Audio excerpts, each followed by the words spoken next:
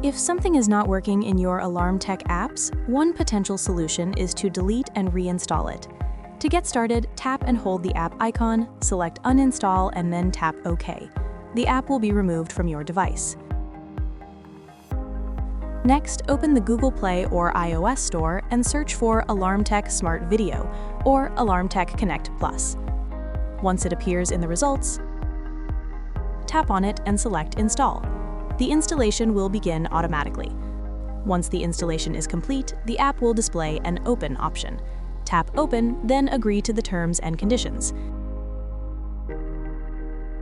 You'll be taken to the Team Selection screen, followed by the standard login page. From here, tap Login to continue. If you don't remember your password, tap Forgot Password.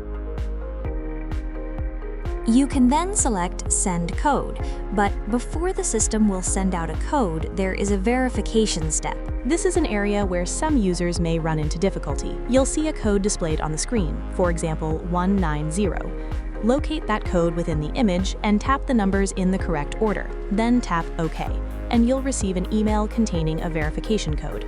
From your email, paste it into the app and tap Next to complete the login process.